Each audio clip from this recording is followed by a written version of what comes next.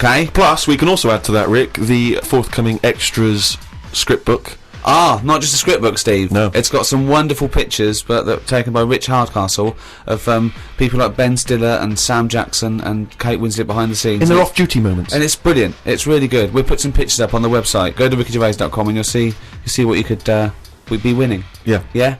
So we've got that perfect collection of stuff, but we need a new quiz question. Okay. Okay, so those prizes, does someone else want them? Does someone else want them? Yeah. Okay. Alright. Well, if you know the answer to that, then get in touch. podcast@rickygervais.com. Good luck, it's a tricky one. Oh, good luck anyway, because I never read the emails.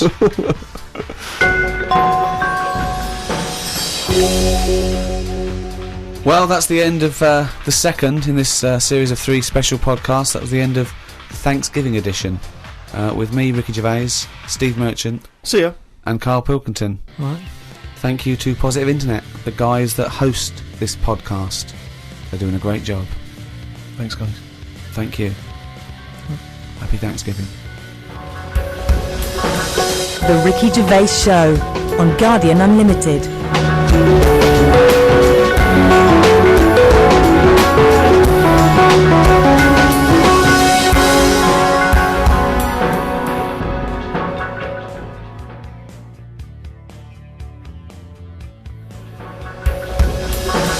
The Ricky Gervais Show on Guardian Unlimited.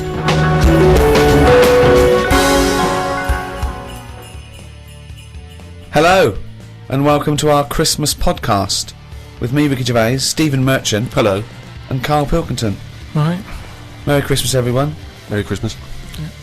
A lot of people are wondering, Rick, if having done so many podcasts this year, because we very much started the whole podcast revolution ourselves single-handedly roughly this time last year. Yeah, that's right. Have we perhaps exhausted the podcast phenomenon? Is it time to pack up the equipment and move on to something new? Well, this will be the last one for a little while, I think. I think, we did, I think 24, and then these specials this year. I think we started it about this time last year. Well, I don't know about you, Rick, but I'm bored of the whole podcasting thing, and I know that you probably feel the same way. Well, let's stop for a while. We might get back together again, but it won't be for a while. It's we had a year. It was the year of the podcast. A weird year, isn't it? Go on. No, I'm just saying, when you look at it like that, when you think about all the podcasts that we've done Yeah. over the year, Yeah. just a lot of stuff has gone on. Looking back at the year, a year in which we've seen, increasing violence in Iraq. We've seen the advent of more fears over global warming. We've seen George W. Bush take a massive battering in the midterm elections. We've seen many major world events this year. Carl, what's stuck out for you? What event do you, if you think, oh my god, if you were doing your own review of the year, what would you put on the front cover? The grub that was eating biscuits on the windowsill. Right, that's just a little bit more up there for you than the capturing of Saddam Hussein and his sentencing to death. Just because it's I never thought I'd see that this year. So what exactly? What, the capture of Saddam or the grub? No, the grub. The grub. It was just I was there on the computer. Yeah. I was having a cup of tea and a biscuit. I put the biscuit on the windowsill. Sort of picked it up. Why would you do that? Why? Why would you put a biscuit on a windowsill? Because I'm sat next to the windowsill. It's like something from a cartoon. I put the pie on the windowsill to cool down. Yeah. No, And so, some ruffian stole it. Yeah. so I was eating that and I was enjoying it. Put the rest of it back down for like the next half of the cup of tea. And I saw Planned out. This is. I bet. Well, we'll read about this later in the diary. and then I saw just like a little crumb moving. I was like, what's going on there? Yeah. So I looked down closer and there's an insect that is see-through but with legs and just sort of running off with a crumb into like a little hole. And then when I looked, I noticed there was loads of these little see-through things and they were obviously all like, oh, I got biscuit. And That's exactly what they were saying. We got biscuits over here. like I say, it was amazing because it was they're miles away from what I'm about, and yet Not that far. but they're still like a bit of biscuit, and it was just weird that happened. I never thought that would happen in 2006, And that's You never thought that would happen in 2006. That's what's nice, isn't it? That's what's mind. nice about the the nature of the world. We can invent iPods, we can bring out better vacuum cleaners, but at the end of the day, you can't make nature up. And to see this see-through thing, You do. eating a biscuit, blow that's your mind? where I've sort of gone this year. I'd say out of anything, I've sort of gone out of my way to learn more stuff about weird stuff that's But out I don't there. know what you've learned. You've learned that A creature which you can't even identify that or you name. don't know, right? You don't know what it is, right? Looked like it nicked a bit of crumb. I don't know what knowledge is that. What is that? How is that useful? Just because everything is changing. But it's not useful. It's not useful to you, and it's not useful to anyone. You can't pass on that as knowledge because we don't know what it was, But Carl or where thinks, it happened, or but- why it happened. But Rick, Carl thinks that the grub has an inkling, has a taste for McVitie's in the same way that Carl does. That's what Yeah. he's from makes. He's thinking, As- I can't believe it. We both love hobnobs. As opposed It's to just being extraordinary. taking the It would have starch eaten and the anything, flour. yeah. Exactly, yeah. But what I'm saying is that these things have been around for years, Yes. maybe longer than us, Yes. right? Now, their life isn't changing in the way that ours have. They still live in a little crack in the wall, Yeah. but they're eating biscuit, and that was never meant to happen. So it's changing it. What But I mean is, you might start getting fat insects that should nibble. You go, oh, look at that, that's a bit fat. Put a bit of weight on, and now that's going to happen because they're eating sugary stuff. The squirrels in the park, because people are feeding them Mars bars and everything. They're getting fatter, they're getting bigger, they're getting more violent. Now, over time, they're going to cause more trouble than they What are now. evidence have you got What that do they're you getting more think? violent? Just because when I'm sat in the park and what have you, they really like cocky. They come up to you now and sort of jump up on the bench and sort of attack you for food. They're not happy with acorns now. They want a bit of croissant. And that's what I'm saying. They've changed. They're changing over time. Just like that grub having a biscuit. Everything's trying different food out. He'll want a gatto soon. Well, in the same way that, Really clear. you look at people around the world, how they're eating weirder stuff. They're running out of, ideas on how to cook food differently. And we're eating weird stuff. So our insects, everything's moving on. Everything's getting more intelligent. The goldfish memories got better. Chickens are more intelligent than people thought they were, apparently. Everything's... Time makes you more intelligent.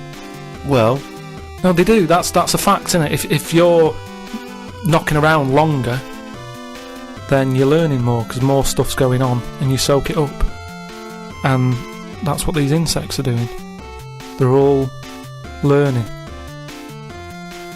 You know what I mean? No. I saw a cockroach playing Pac-Man. It was on the internet, right? And somebody had linked up a cockroach to some. I can't even bother explaining it, but that's what I'm saying. Everything's moving on. yeah, but Pac-Man's like such an old hat game, man. It's like from the 1980s. Yeah, that so- cockroach is Jeez, so... come on, Oh, he's so out of date. Get a with life, it. man. Hello, PlayStation 3. Is it Hello. not? Hello. Yesterday's cockroach. Oh, Fucking hell. what was he listening to? MC Hammer. Christ almighty. Fucking hell, Pac-Man. Get a life. High five, man.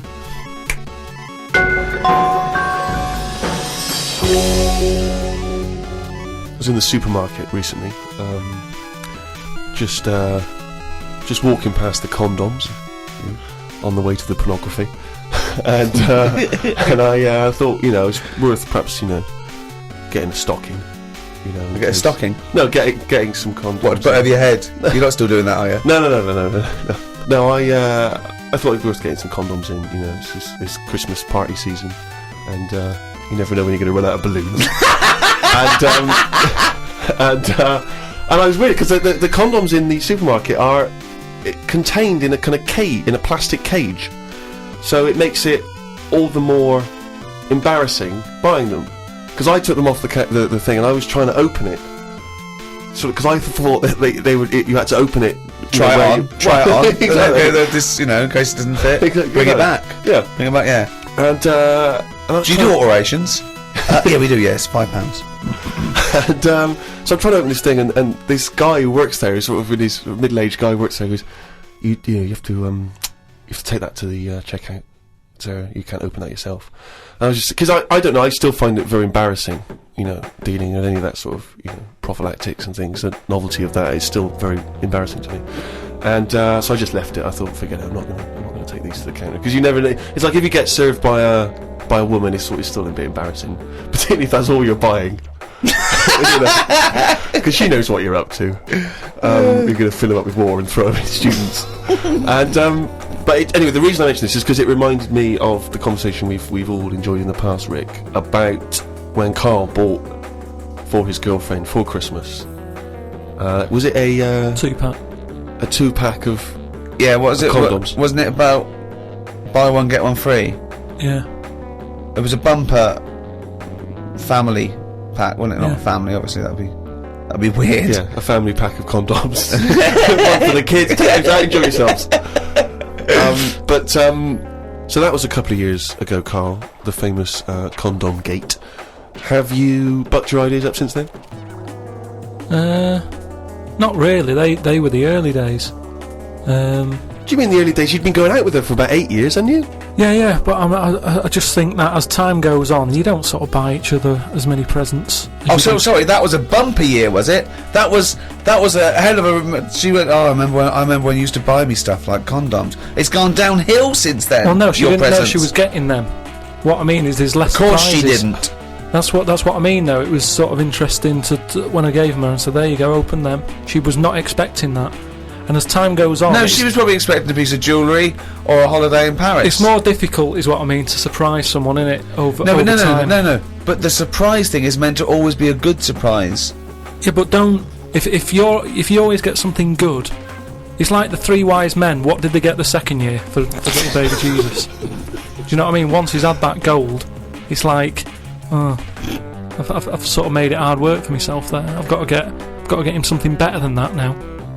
So it's best to give him the myrrh, And next year, get in the gold. step it up a bit or whatever. But don't you understand? Because I don't want to criticise you because you're a lovely man, but having read the diary and read much of this diary, one of the things I notice is the complete lack of romanticism. The number of times Susanna says, book us a lovely meal out, take me out tonight, and you always write like it's a massive chore, like it's a headache for you. Oh no, I've got to spend a romantic night out with my girlfriend. Because it's the same reason I don't like Christmas and stuff, is the expectations. I prefer it, if I want to take Suzanne out, I prefer to meet her at the bus stop, and she comes back from work and go, you want to go out? But you don't Rather do than- that. No, I do now and again, but it's that thing of, oh, we'll go out tonight, I want to leave it to you, book a place, It builds it up too much and it can never live up to it. It's like how you know how like people make a big thing out of, you know, having it away for the first time, and they go, oh, I'm going to do that tonight. Not the way to do anything. You won't get anything done by planning. That's a quote. That's an amazing quote. That'll be up there with Newton and Churchill. You don't get anything done by planning. No, but like that's I've said, amazing. like I've said But a you lot. can't just spring it on someone. You have to at least ask her, are you up for it tonight? Just see how it goes. That's what I'm saying about Christmas. I might not be in the mood for it on December 25th for Christmas, having turkey and everything. That's what I mean about, you know, plan it. If you fancy a Christmas, have it. If you don't, just carry on. It'd be nice to live in a world like that. They say, you know, it's a world of freedom or something now. It isn't. No, I don't know what that means. I don't know who says You just that. make up things they don't say. They say, like, you know, today's world is a free world or something. Someone said something along them lines when it isn't. Everyone's still being told what to do, when to do it. Christmas is a big thing, isn't it, that we all have to go through, and it's stressful. It's You're not a happy such time. a miserable sod. You really No, are. but Christmas is it's a big upheaval. It is out of all of those special days that go on, Christmas is the one But that's. what are you doing with your time? It's the question we return to again and again. No, but We why- read it. why- You're visiting your parents. You're hiring Yeah. a car. You're going Yeah. down the calf. It's Yeah. not like you're taking your work away. You're doing Yeah. some important neuroscience work, Yeah. and we've had to take you away from that for 3 days. Yeah. No, but what You're not doing anything of any value, No. Carl. But No. what I might want to do, but I can't because the shops are shut because they want to go off and celebrate Christmas.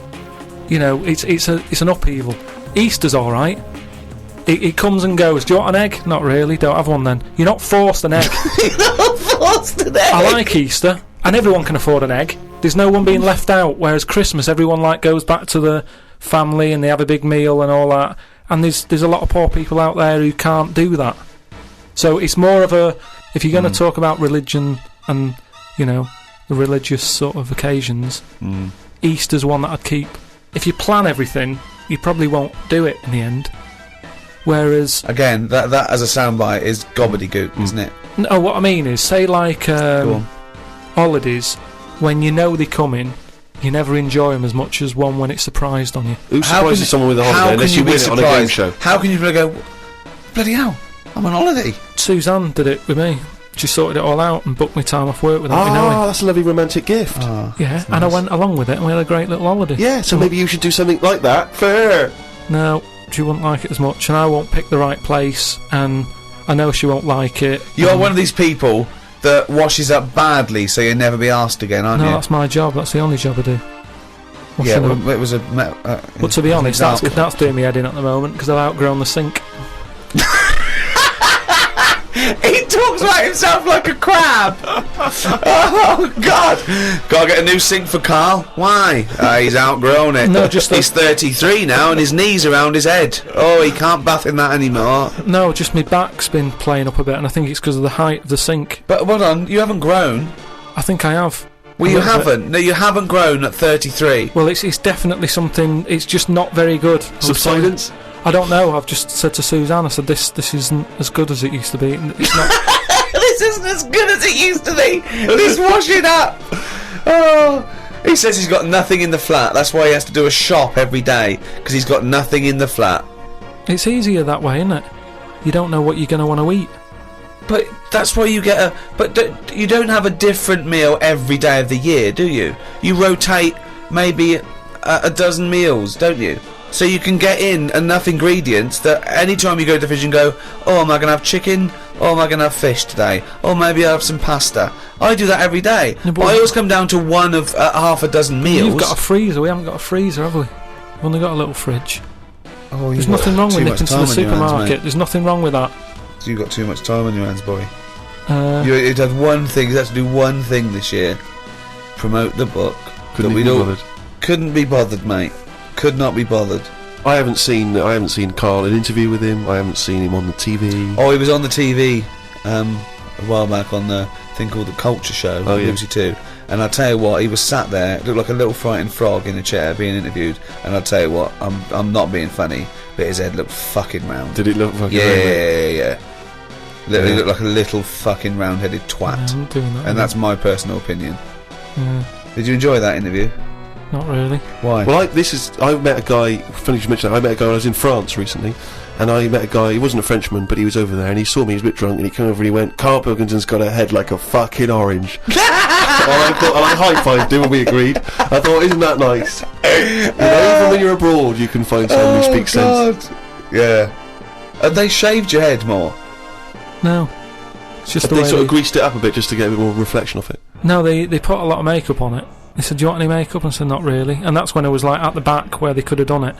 And then I went and sat in the chair and there's like a live audience there. And the woman goes, no, I best do some colouring in. And it was like she gave you a book to colour in? People. No, she started colouring my head in. And she was had some brown powder. She's doing my head, doing the top of it and stuff. I was going, isn't that enough now? And everyone's looking and sort of laughing to themselves that I'm having my head coloured in. I'm sure she was doodling on the top. She took longer than anyone else who she was doing. I watched like other people who were on. Well, she's got more flesh to do. When you do usually powder someone, it stops at the forehead. Yours had to go around to the fucking back. Yeah, but the camera wasn't at the back of my head. She just kept going. No, and but going. the shine for the cameras that would get in people's eyes. They've got to be careful. Health and safety. The light will bounce off into the eyes of the audience. Yeah. Yeah. Well, I wasn't happy with that anyway. So I'm not doing it again. How do you cope with this newfound interest in you as a person? I've got an idea, Steve, by the way. You know, for me, I want Carl to be famous so it gets him hassle in the street. Yep. That's what I'm hoping. Sure. When they see him in the street with his little fucking round-headed face like a fucking orange. Yeah. Right? I'm going to do a tour next year, okay, called Fame, okay? And everywhere I play... If I hopefully play to millions of people I might even go to America, but I'll make sure the theatres I play, or there's a picture of Carl on the seat, right, that they can put in their window. So next year I want a picture of Carl. Or what they're asked with. Or whatever. But if you can make this yourself, put Carl everywhere. So have you seen this bald-headed twat?